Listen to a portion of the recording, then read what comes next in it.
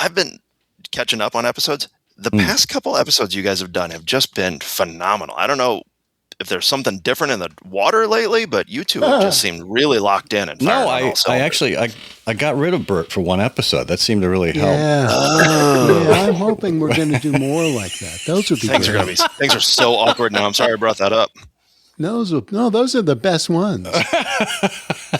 Yeah. Support for I Hear of Sherlock Everywhere comes from listeners like you who support us through Patreon and Substack.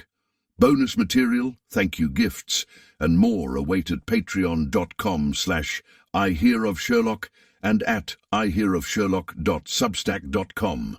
And now you can enjoy some iHo's swag, mugs, notepads, and oval stickers, available in our store. Find it at ihearofsherlock.com/merchandise. I Hear of Sherlock Everywhere, episode 336. Holmes in the Heartland. Sherlock Haunts. I hear of Sherlock everywhere since you became astronomer. In a world where it's always 1895, it's I Hear of Sherlock Everywhere, a podcast for devotees of Mr. Sherlock Holmes, the world's first consulting detective. I've heard of you before. You're Holmes the meddler, Holmes the busybody, Holmes the Scotland Yard Jack in office. The game's afoot as we interview authors, editors, creators, and other prominent Sherlockians on various aspects of the great detective in popular culture. As we go to press, sensational developments have been reported. So join your hosts, Scott Monty and Bert Walder, as they talk about what's new in the world of Sherlock Holmes.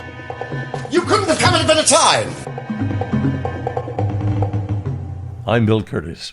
This is I Hear of Sherlock Everywhere. Now here are your hosts, Scott Monty and Bert Walder. Thank you, Mr. Bill Curtis. Yes, it's I Hear of Sherlock Everywhere, the first podcast for Sherlock Holmes devotees where it's always 1895. I'm Scott Monty, and here's the part where you normally hear... I'm Bert Walder. But sadly, Bert will not be joining us today because of a severe scheduling conflict. Yes, we planned together as best we could, and we did appear together in the interview, which we had done a few weeks ago. But Bert really wanted to commit to the bit that you heard at the beginning of the show there before the introduction started. So he has elected not to appear with me here for these bookends. So I apologize in advance. If that's the thing you look forward to most on this show, well, God bless. I'm going to try and keep up the pace, but it's hard without my comic foil. So I suppose I'll have to go with my comic plastic wrap instead. Just a reminder that we have wonderful ways to support this show. You can do it on Patreon or on Substack. Both are available. You can take out a monthly subscription, an annual subscription. You can subscribe for as many or as few months as you want, and it's as little as $1 a month. You can find us at patreon.com/IHearOfSherlock and ihearofsherlock.substack.com. What membership gets you in both of those instances is the ability to listen to the show ad-free, as well as occasional bonus material from us. So check that out and see if you think it is worth supporting us, even for part of the year. If that's all you can afford, we do appreciate whatever you can do.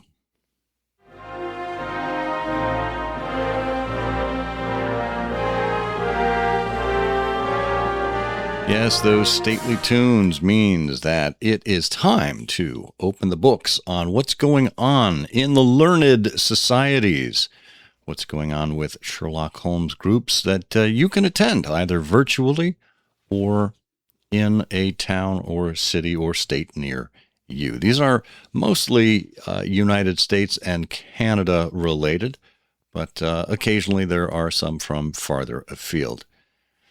And let's see, we are in the first half of August this time around, And on August the 1st, 5 miles from anywhere, we'll be holding a virtual meeting online. You can get in touch with Derek Belanger. We have a few lined up on August 2nd, the first of which is another virtual meeting for the crew of the Bark Lone Star. Steve Mason's the contact there, and you can find out more at dfw-sherlock.org. The next two are in person. You can go to the Three Garridebs of Westchester County. They're having their annual luncheon meeting on August 2nd in Bronxville. Will Walsh is your contact, and you can find them at threegarridebs.com. Dr. Watson's Neglected Patients is also meeting on, or is it our meeting, on August 2nd for a luncheon meeting as well in Denver, Colorado. Derek Belanger is your contact, and you can find their website at dwnp.com. Lauren Ciccone has the Transfixed Correspondence of Phoenix, holding a virtual meeting on August 5th. Also on August 5th, the Ash Wednesday dinner. Shana Carter is your contact there. On August 6th, the Honorable Ronald Adair Las Vegas Card Room is having a virtual meeting. Carolyn Coleman will show you your seats. On August 8th, we go all the way out to Hawaii for the Shaka Sherlockians. Joe Page is the host there for a virtual meeting. Sadly, we are not flying people into Hawaii for that. You can find them at shakasherlockian.com. And a couple of in-person meetings on the calendar for August 8th. First is Indianapolis, the Illustrious Clients, hosting their film festival. Louise Haskett is the contact for the Clients. You can find them on Facebook. They have a Facebook page at facebook.com/illustriousclients. And also on the 8th in Vancouver, British Columbia, the Stormy Petrels are also doing something film-related. They're having a movie night. Sheldon Goldfarb will take your tickets and provide the popcorn. They are at thestormypetrels.com. On August 9th, if you'd like to enjoy some tea virtually with the Tea Brokers of Mincing Lane, Karen Ellery would be more than glad to pour the milk and sugar for you. And up to Canada on August 13th in Montreal, the Bimetallic Question is hosting an in-person meeting. Edith Poundon is your escort there at bimetallicquestion.org. And rounding it out with two in-person meetings on the 15th of August in Mechanicsburg, Pennsylvania, the White Rose Irregulars are hosting a meeting, and Denny Dobry is the contact there. And in Nashville, the Nashville Scholars of the Three-Pipe Problem are having a lunch meeting. Billy Fields will be glad to show you some Southern hospitality. And you can find them at nashvillescholars.com. That is it. A very busy month of August, at least the first half there. If you would like to see what else is available or add your name and organization to the list, Ron Fish would be glad to hear from you at SherlockianCalendar.com.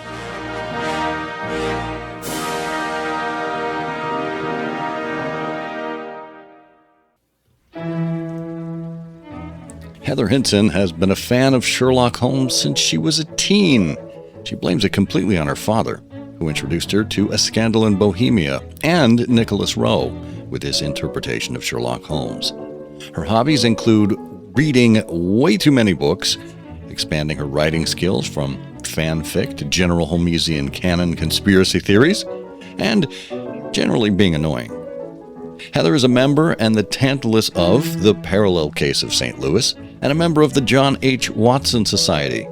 She created and ran a virtual Sherlock Holmes convention during COVID, has been on staff with Holmes in the Heartland in 2023 and 2026 now, and is currently one of the new co-directors of 221BCon. Rob Nunn is the Gasogene of the Parallel Case of St. Louis, headlight of the Beacon Society, and member of many other organizations. He's the co-editor of 5 Sherlockian anthologies and is the author of 3 books on his own. His articles have appeared in the Baker Street Journal, Canadian Holmes, the Sherlock Holmes Journal, and other publications. Rob is a 5th grade teacher in Edwardsville, Illinois, where he lives with his wife and daughter. Rob was invested in the Baker Street Irregulars in 2022 as Elementary. Heather Hinson and Rob Nunn, welcome back to I Hear of Sherlock Everywhere. It's great to be here. Hello.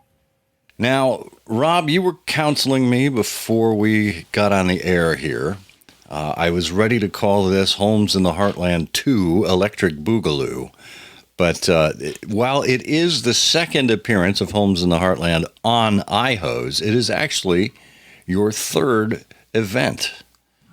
It is. Yeah, we weren't really sure what we were doing the first time, so we worked all the kinks out 6 years ago. And then here we are, back and back and back again, I guess. Wow. So is this an every other year event that you're doing? Is that how the timing works?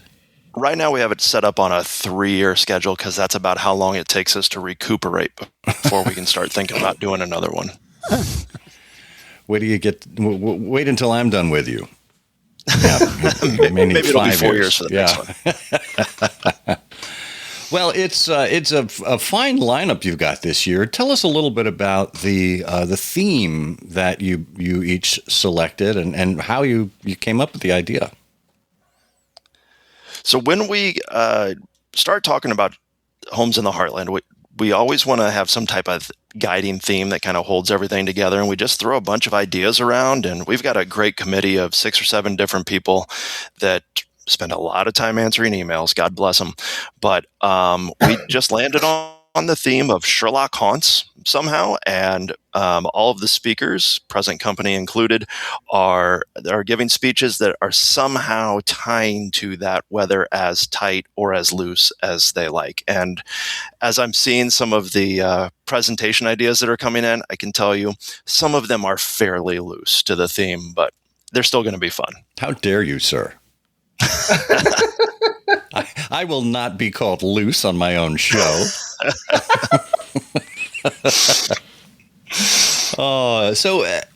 Heather, you've taken a more active role. I think the last time we had you on the show with Rob, which was episode 266, ironically called Holmes in the Heartland 3 years ago. You've become more involved. How do you keep getting pulled back in like Al Pacino's character in Godfather 3? Rob says, Heather, I need you to do this. Every time you think you're out, he pulls you back in. Exactly. Yeah, he just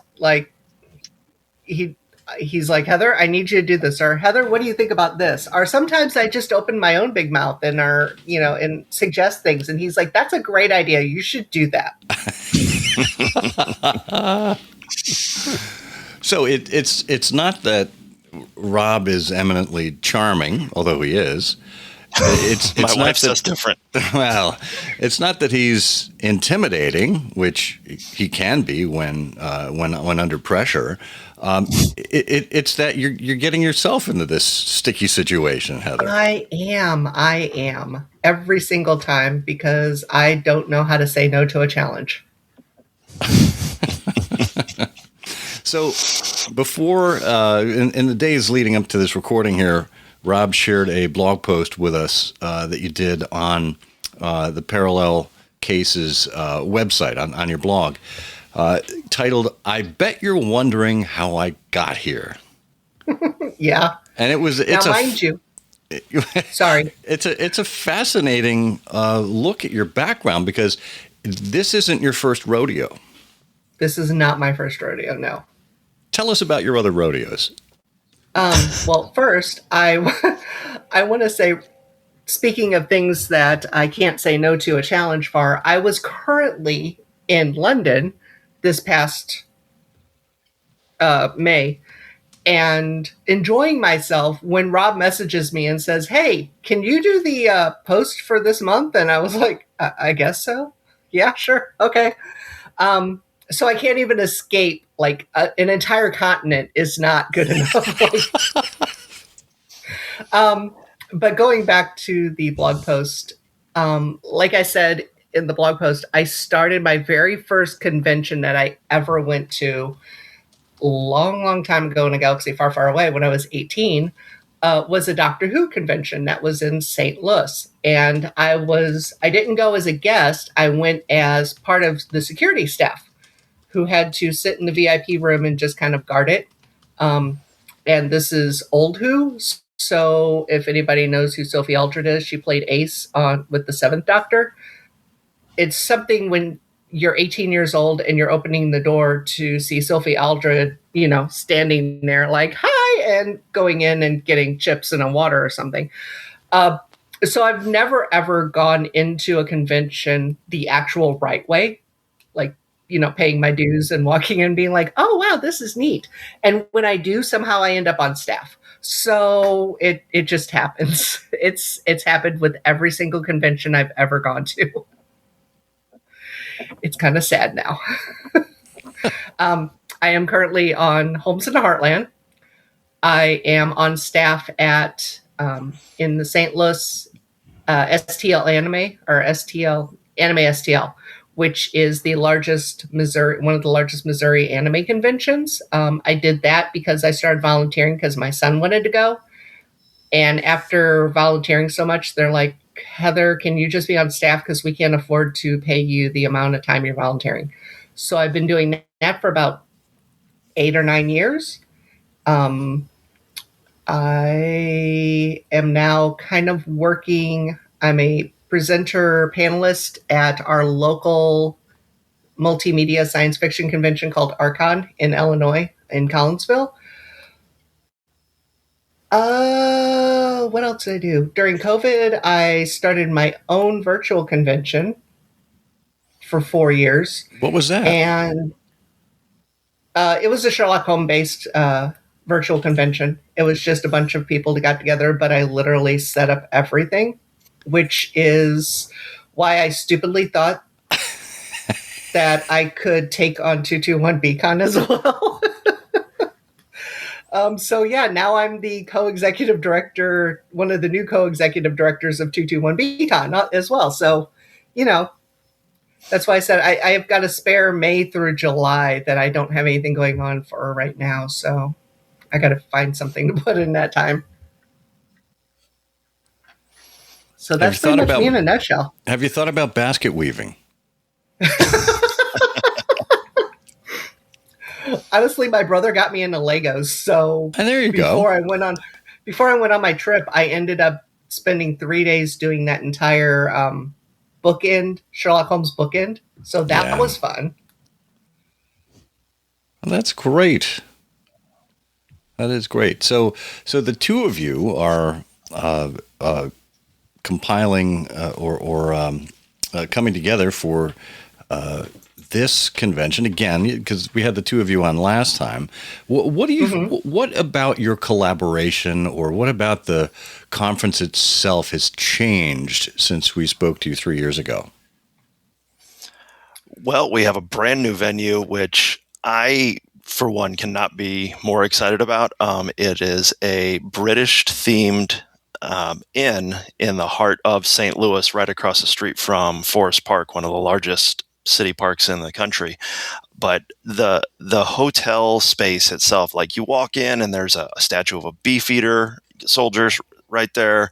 There's the Queen Victoria sitting room, which is their lounge. I mean, just amazing things. One of the other guys on our committee, when we went to tour it, kind of looked around and he said, and I thought I was too old to fall in love again. So it is, I mean, when we saw it, we thought this is the absolute perfect place for a Sherlock Holmes convention. So that is at the Cheshire Inn, and it has a dedicated event space where they share a parking lot with. It's just a beautiful, beautiful place. They have British-themed suites. They have an Agatha Christie suite, I think Peter Rabbit, James Bond suites, all kinds of just wonderful things. But even the standalone double queen rooms are just fantastic. Wow. And I know there's a promotion you're running with the hotel We'll get into that in just a minute. But I'm curious as to how a classic Tudor building, a British hotel like this, British themed hotel, just pops up in St. Louis. What's the history here? What's the story behind it? It's been around since as long as I can remember. I remember driving by it on the interstate when I was a kid and just thinking, well, that looks out of place. But it's there. I think it's changed hands once or twice, but in my lifetime. But it is just top notch. A beautiful, beautiful place. And I think one of our it came out in it was created in 1960.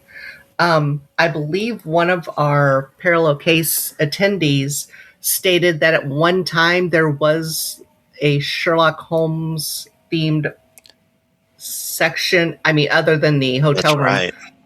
There was like a pub or something that was Sherlock Holmes themed in the actual thing, but then it was a bar. It was a Sherlock Holmes themed bar, I believe. But they've taken that out since then. Now it's called the Fox and the Hound. Bounds! Let loose the pack! And holy cow, if you've ever thought, where in the middle of America can I find an authentic English pub to drink at, you should come check out Holmes in the Heartland, because this place, I mean, you're talking like chess tables, hunting heads, just all kinds of stuff all over the pub. It is gorgeous. Yeah. Dark wood paneling all around. Like you can't believe how great it is. Well, really, you had me at the Beefeater. There you go. I was hoping he was handing out gin, but no such luck. Now, yeah, if you've ever wanted to know what a actual British hunting lodge looks like, this is your opportunity. Superb. We could do a Hound of the Baskervilles legend recreation there. We absolutely I think could. we'll set you up at about 2:21 a.m. right in front of the fireplace. And you can say, "Gather round, children. Let me tell you a story." So about how many people are you expecting for conference number 3? We have cut off the limit at 80. That does not include the speakers and the entertainment. Currently, we have 74. Oh. Hold on. 1, 2, 3, 4, 5, 6. Yeah, we have 6 spaces left. So that doesn't include, like I said, it doesn't include the speakers, the entertainment, or the vendors, because we have a whole bunch of vendors as well. But we do have, for regular guests, we have 6 spaces left, and I believe the actual hotel still has about 6 rooms left as well. Okay. Oh, that's a great when we toured the space last year, we thought, this will be plenty of room. There's plenty of space, and now here we are, a month and a half out, and we're thinking we can only take 6 more registrations. We're going to have to start turning people away. Oh, boy. Well, hopefully we'll push you over the edge, and all 6 of our listeners will register. It'll be great. So what's the schedule? I mean, for those folks who are probably not going to make it, is it 1 day? Is it 2 days? Is there anything before the conference and after the conference? For people who are coming, imagine a lot of people are coming in from out of town. Yeah, we've got we've got Saturday and Sunday are full days, but we know people like to come in early. You get to think of the BSI weekend. People show up the Tuesday before anything starts. So, we just found out today, as of this recording, that there is an independent movie theater literally 1 block away from the hotel where everybody will be staying the night before our event actually starts on that Thursday night. They'll be showing The Private Life of Sherlock Holmes at 7 p.m. So if anybody is in town a night early, why not get some extra Sherlockian events in? Our official events start at 4 o'clock on Friday, where Heather, the glutton for punishment / maestro of taking care of things, will open up early registration at 4 o'clock. And we'll also have our haunted happy hour. Since it's Sherlock Haunts, we needed to have a theme with the happy hour as well. So Friday from 4 to 7, we'll have a haunted happy hour where you can register, so you won't have to stand in line on Saturday morning, and you can kind of socialize. We'll have a huge amount of appetizers. Apparently, another person on our committee keeps saying, "Oh no, people can make a full meal out of all the appetizers we're going to have on Friday." And apparently, I've not totally seen this, but from what I understand, we also have a mascot this time. Sherlock Holmes will be there at the Haunted Happy Hour. Sherlock. Okay, what's that all about? We have no idea.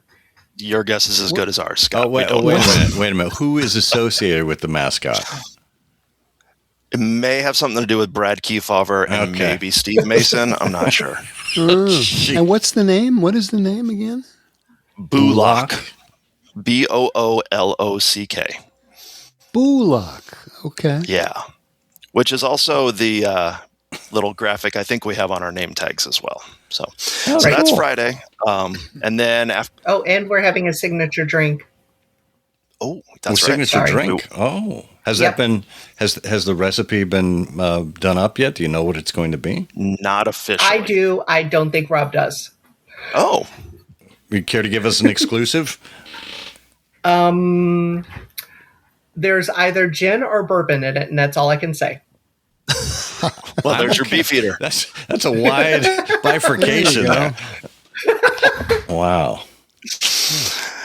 As long as they're not mixed together, I think the Haunted Happy Hour will be just fine.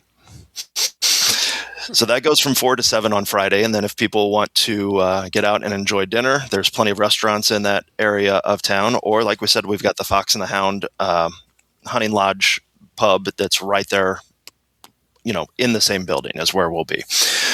Saturday is the big day of the event. Doors will open at 8:30. We've got we've sold out of all of our vendor spaces. We have some great vendors there, people you would expect to see at Sherlockian events. Some people you may think, oh, well, that's a new face. So those are going to be fun. We've got 8 great presentations lined up. Like I said, a lunch will be served halfway in between. Who's on the speaker list, Rob? The speaker list. Well, there's some guy named. Aside from me, I don't care. Okay.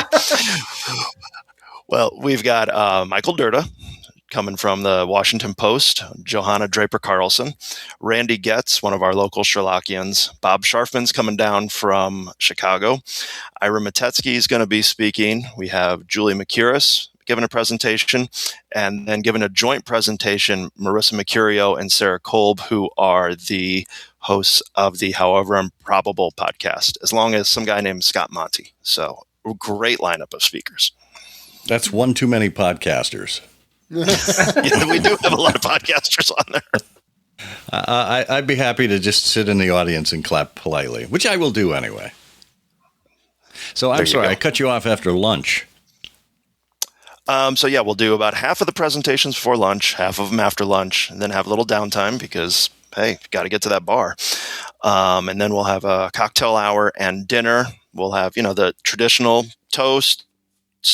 We've got some evening entertainment and an auction with some really impressive items that are all the proceeds from the auction will benefit the Beacon Society. So it doesn't end with the end of the speakers on Saturday afternoon. We got a whole Saturday night lineup going on. Superb. And then Sunday, before people get out of town, we like I said, we are right across the street from Forest Park, which is a beautiful park. But in there is the Missouri History Museum, and we will have your registration includes your admission to the Missouri History Museum. They've got some great exhibits going on there, and then we will have lunch on site at the History Museum as well on Sunday to get a little local flavor in there and get people out of a hotel. Wow, that is quite a lineup. I'm out of breath. Yeah. So you had mentioned the Sherlock Holmes suite at the hotel, and evidently, and I think our show may air just a little too late for people to take part in this, but I want them to hear what you've cooked up with a VIP raffle. Tell us about that. Start it off while I go figure out what is actually in this VIP raffle. I've got it here in front of me. So we are raffling up. Um, like we said, there is a theme. There are themed suites there, and in a British, Victorian inn, you would expect there to be a Sherlock Holmes suite, which there is. That was part of our package when we booked the conference space. We didn't want people fighting each other over who got to stay in the Sherlock Holmes suite. So we have a raffle going on for $30 a pop, and you can buy as many chances as you like. You can get a Friday and Saturday night comped stay in the Sherlock Holmes suite during that conference.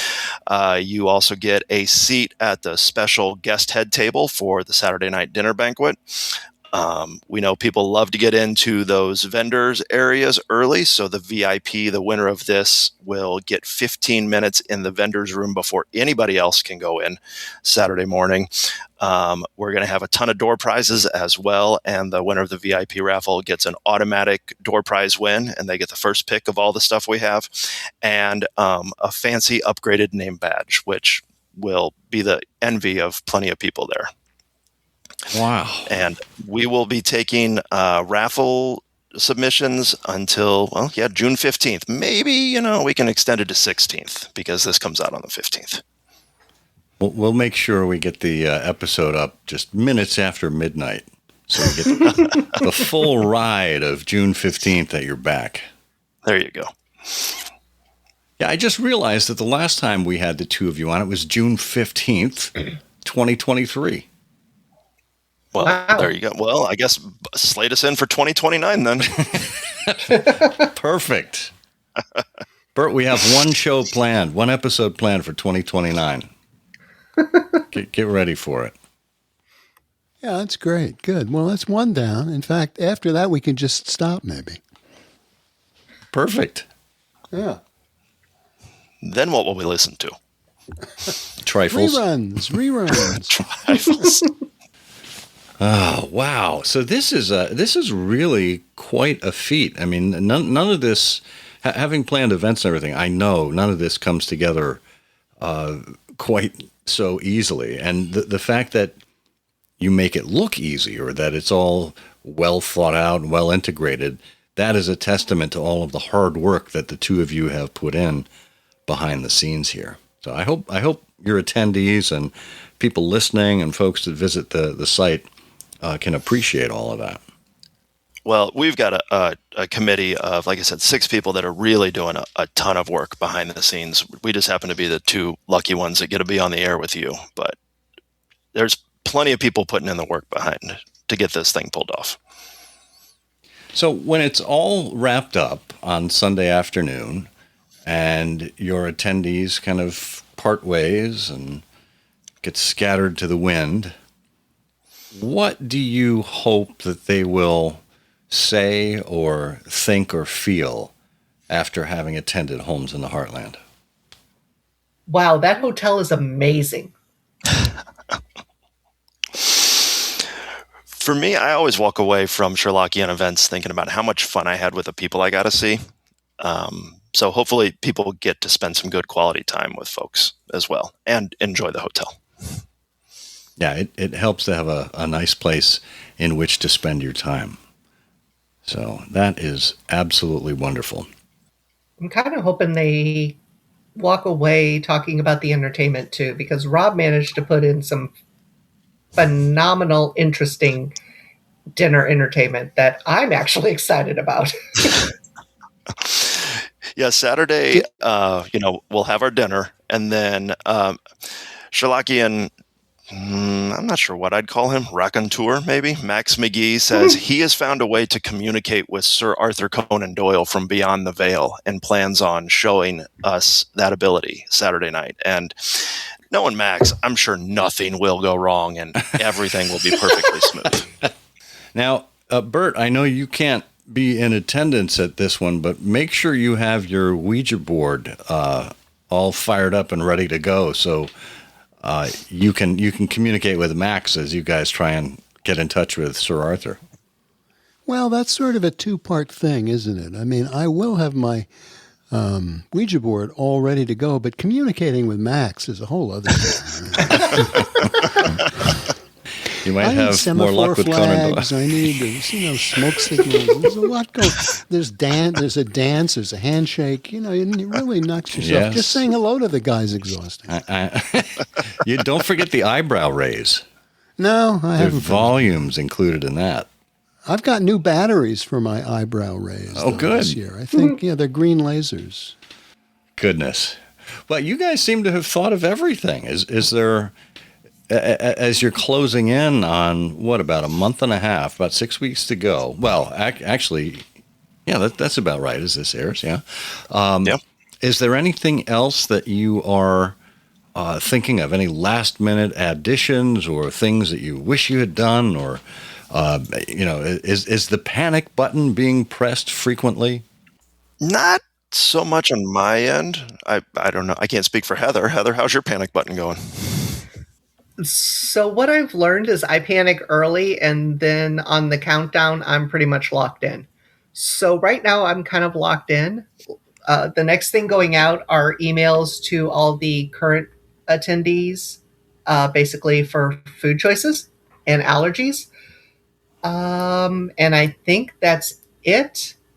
And I think we are planning, I don't know if Rob knows this, but we were talking about planning a, some sort of live raffle drawing, or at least a video raffle drawing that can go out on the Parallel Case website. So that way we're not just telling the winner, hey, congratulations, you won. People can actually see who won and, make sure that it's all fair and honest and nobody was feeding the raffle tickets to somebody. Other than that, nope, it's just final things and little bitty things, getting everything together before the actual convention or conference starts. That is spoken like someone who has been at a few rodeos.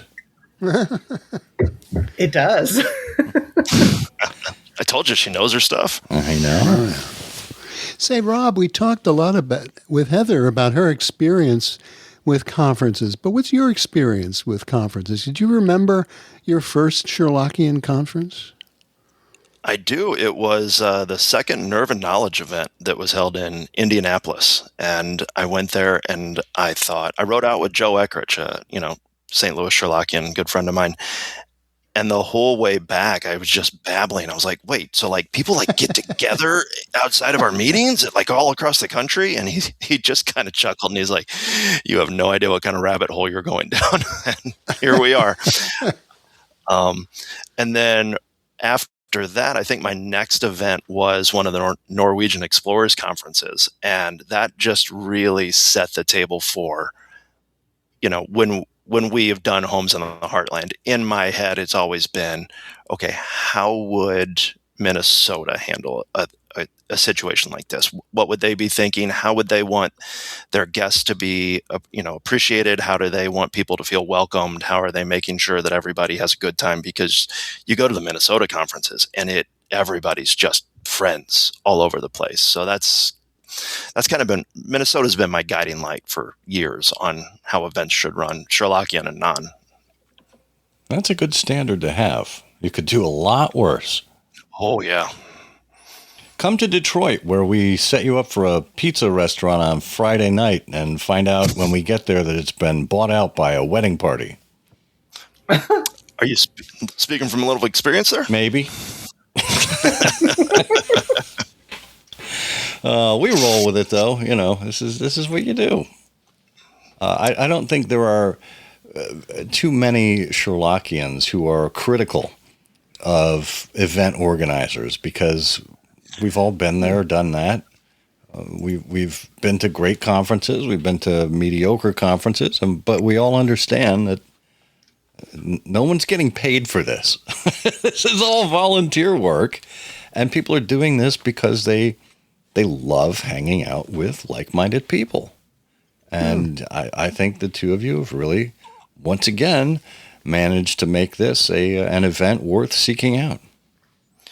Yeah, it really just comes down to giving people an excuse to get together and spend time with the people that they like and get to meet more people that they're going to like. To me, the programming, it's important, but it's the excuse to get people together. Well, I will tell you, Rob, that if I do win the VIP raffle and get that Sherlock Holmes suite, I'm not going to be touchable. I'm going to be in my room for the whole weekend. Scott Monty in his Sherlockian ivory tower. There you go. I'll be wearing, tissue boxes on my feet and letting my nails grow out like Howard Hughes. A perfectly normal response. Yes. Well, Rob, Heather, we are coming up on just 6 weeks ago for Holmes in the Heartland. If people want to get more information, obviously we'll have the link in the show notes, but tell people where they should head to find out more. So the website is homesintheheartland.com. That gets you there. Mm-hmm. For those, 6 people that are going to snag our 6 remaining spots. Oh, well, we hope. I have no doubt that you guys will sell out. You'll have a full crowd there, and regardless of how many people head into town, they are all going to have a fantastic time. That's the hope. All right. Well, Rob Nunn, Heather Hinson, thank you for joining us on I Hear of Sherlock Everywhere. Thanks so much.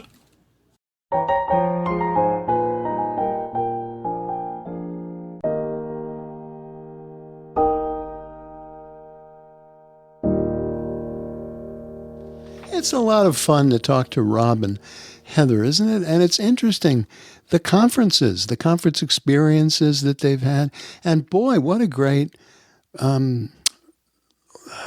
response from the community, to be almost fully booked up, as more than a month out is really great. And it's great that this is, the third one. I mean, once you start doing one of these things, you use the learning year after year, and the agendas get better, and the speakers come, and the speakers are more interesting. It's got a lot of momentum to it. Yeah, it does. And, that's one of the reasons I was more than happy to accept an invitation from them.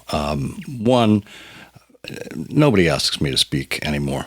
So it's nice to be wanted. But no, what I realize is this, with their third time out, usually you'll have your growing pains the first couple of times, and by the third time you've really worked out a lot of those kinks. And I'm sure they experienced some of that, but I didn't perceive that at all.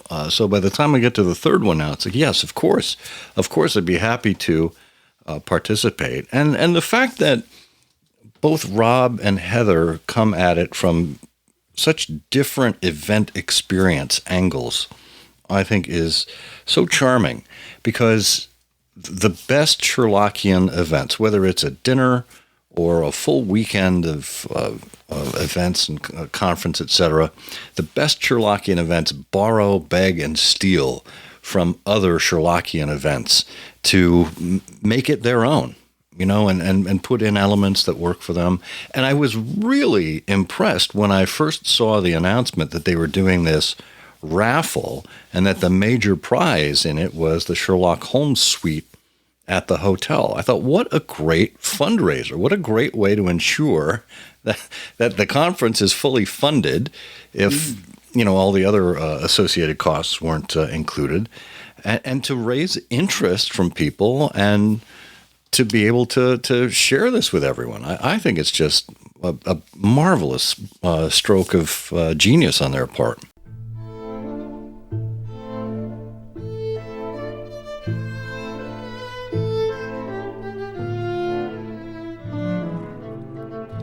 Well, we are pleased once again to bring our friend Christian Longard back to the microphone. He's an author, journalist, and film critic extraordinaire, and as many of you have been telling us, he adds a very special flavor and tone to I Hear of Sherlock Everywhere, evidently elevating us past our aspirations or anything that we could possibly deserve. And we're delighted to have him back once again with his latest film review. I have seen high school plays that were better acted than this. Heck, I have been in high school plays where I acted better than this, and I can't act. What am I talking about? A somewhat obscure Sherlock Holmes film from 2010, which is only for completists, but still is quite interesting when it comes to the production company behind it. My name is Christian Mongard. This is Examining the Pictures. There is an American low-budget film production company called The Asylum. They started out distributing cheap, independently produced films, then began producing films themselves. And not just any films, but so-called mockbusters, films that are plagiarisms, blatant copies of whatever actual big-budgeted blockbusters are opening in theaters. Among many, many other films, The Asylum has produced Snakes on a Train, The Da Vinci Treasure, The Day the Earth Stopped, Titanic 2. Titles that are very close to the titles of the original films and sometimes even released before them. The company moves very quickly and produces several films a year, none of them meant for theatrical release, but as direct-to-video or VOD offerings. So, when they hear about a potential blockbuster, they spring into action, and it is all about speed and cost, not about the screenplay, directing or acting, almost like the legendary Roger Corman back in the day. I do get the feeling, though, that the people behind The Asylum are a bit more cynical when it comes to ripping off others than Corman. At least he had some great budding talent working for him back then: Jonathan Demme, Francis Ford Coppola, Martin Scorsese, Jack Nicholson, Peter Fonda. And Corman's films were not as helplessly bad as most of the ones from The Asylum, though I have to say that the company has struck gold with the Sharknado films. Just can't sit back and watch this.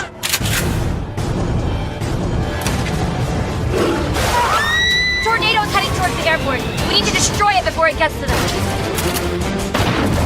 Watch out! You can't just wait here and wait for sharks to rain down on us.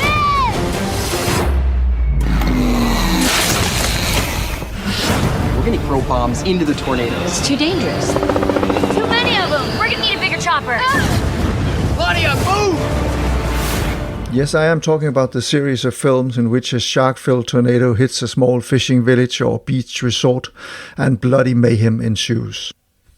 Those films are not exactly good, but they are a particular brand of cheesy, tongue-in-cheek entertainment.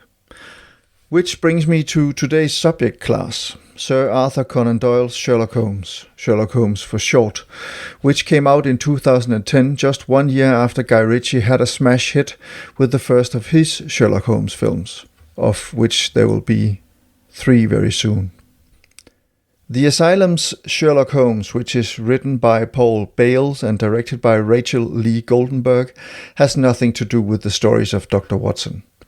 Bales, who is one of the Asylum's regular contributors, clearly has only a superficial knowledge of the characters.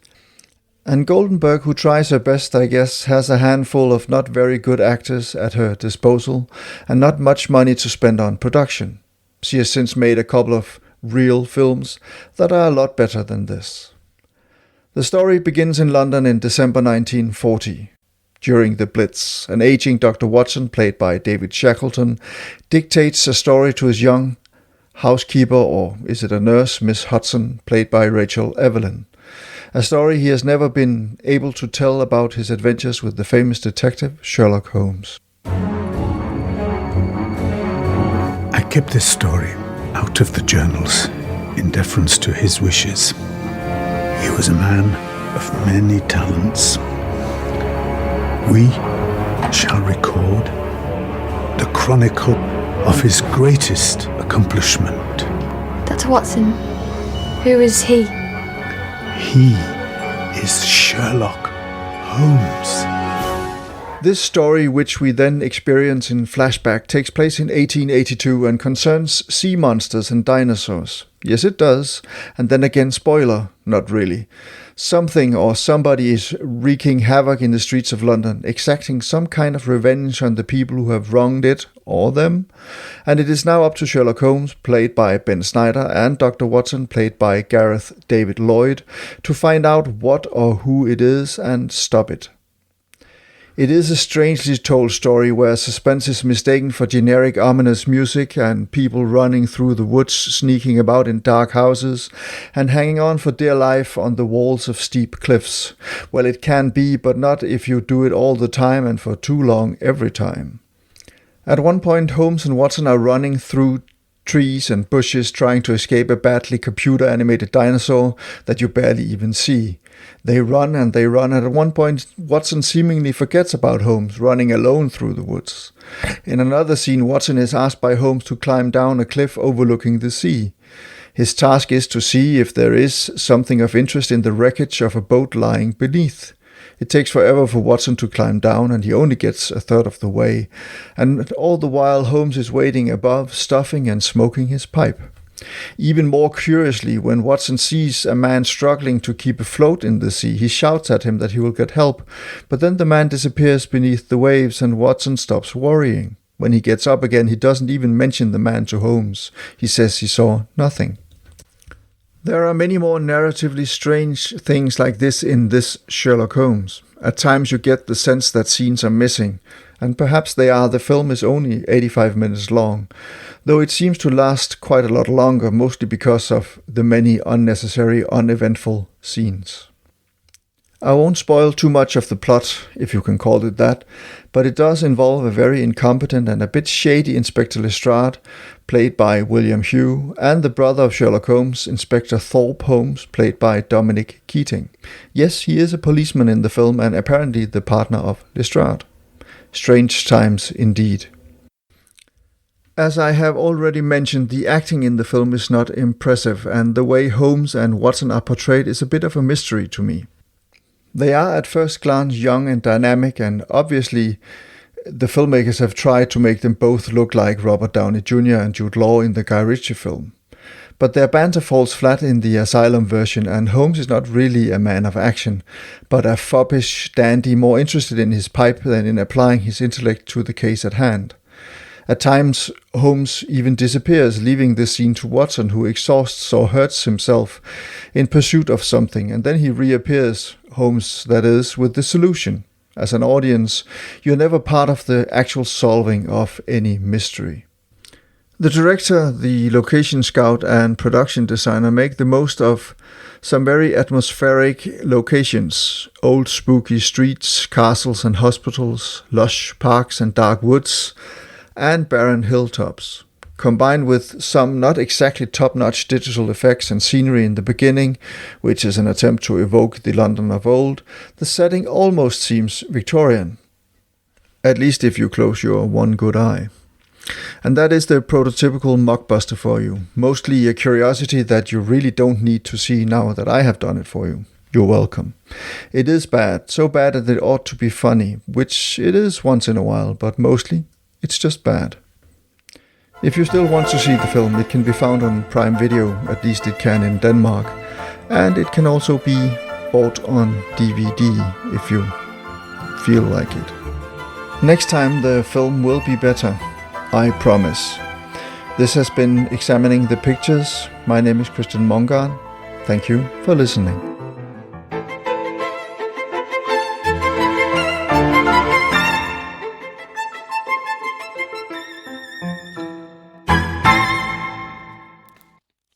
Well, that's one of those things that over time has become something of a cult classic.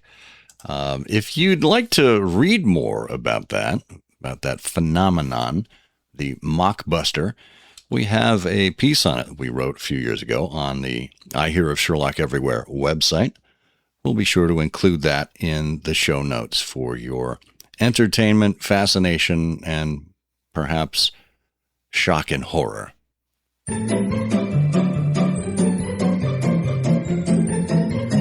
Well, those strings, of course, means that it is once again time to open the pages of our canonical couplet handbook and see exactly where we were the last time around. I think it was episode 335.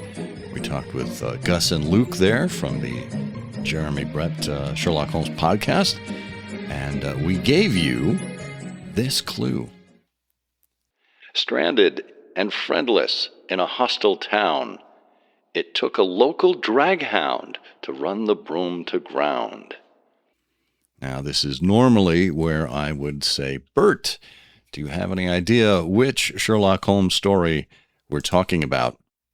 And inevitably, Bert would come back and say something like, oh, it's a wonderful case. It's another stolen gem case. What happens here is that Count Negretto Silvius has a stolen gem that he has hidden in an almond pastry. It's the case Watson called the marzipan scone. And I would inevitably groan and hit the sound effects button. And yeah, that is not the answer, as you probably have guessed. But thankfully, we have Eric Deckers here nonstop. He writes in and says, Incroyable! I've solved it. That's French, by the way. It's the story of three bumbling brothers who are rugby standouts at Cambridge, but are nowhere to be found because they've made off with the college president's three daughters. It's the story Watson calls The Adventure of the Missing Three Stooges. My favorite part was when Moe tried to poke Sherlock in his eyes, but Holmes blocked him with his magnifying glass. Although it's possible I'm imagining all of this, and it's actually the adventure of the missing three-quarter. Yes, once again, Eric rescues us from the depths of depravity, or depression, or demoralizing humor. I don't know which it is, but Eric, I'm glad you're here. We did have a number of people who were able to discern that proper answer, so we are going to bring the prize wheel out and give it a big spin. And it goes around, eventually slowing on and stopping on number 32. And that looks like it belongs to Richard Smith. Hey, Richard, congratulations. We have something from the vault for you, so stay tuned for that. We'll be getting that to you. Well, it looks like we have another vault-related item this time around, since we can't necessarily get you tickets to Holmes in the Heartland, but it's certainly worth participating anyway. So here we go. Here's the clue for this episode's canonical couplet. A famous year for Sherlock Holmes, of triumphs 'twas no lack. But why the morning journey to the butcher's then and back? If you know the answer to this episode's canonical couplet, put it in an email addressed to comment@ihearofsherlock.com with canonical couplet in the subject line. If you are correct and we choose your name at random from all the correct answers, you'll win. Good luck. All right, well, we seem to have done it again, with and without Bert. I'm actually surprised we could get through the bookends without Bert. The stony silence that I receive from the meager jokes that I crack, well, it's about the same as the silence I get from the meager jokes I crack when he's here, so it really isn't all that much different. Anyway, if you would like to send us some feedback, we'd always be pleased to hear from you. Our email address is comment@ihearofsherlock.com. We have some wonderful guests lined up here. We have authors, we have musicians, we have Sherlockians extraordinaire. You're going to want to be tuned in to hearing what it's all about. So make sure you hit that subscribe button or that follow button on the podcast platform of your choice. And of course, you can listen to us wherever you prefer. We're on YouTube, We're on Spotify, Apple Podcasts. You can even ask your smart speaker to listen to I Hear of Sherlock everywhere. We thank you for being part of this tradition. I should note that this is June 15th, so we have now been at this, believe it or not. This is our 20th year. It was 19 years ago, this June, that we started I Hear of Sherlock Everywhere as a podcast. So we are heading into our 20th year. Of course, you are in the midst of season 20, and we thank you sincerely for being on this journey with us. It's thanks to the great feedback when we hear from fans and listeners like you who come up to us at events or write to us and tell us how much what we do means to you. We also enjoy hearing from the people who don't really care for what we do here. We get all kinds of feedback, as you can imagine, but we value it all and we love hearing from you, whether it's in person or over the electronic waves, whatever you choose to do. So thank you in advance for your feedback and for doing what you do to make the world of Sherlock Holmes a better place. Until next time, on behalf of my co-host, Bert Wolder, I'm Scott Monty. And the game's afoot. The game's afoot. You know, I'm afraid that in the pleasure of this conversation, I'm neglecting business of importance, which awaits me elsewhere. Thank you for listening.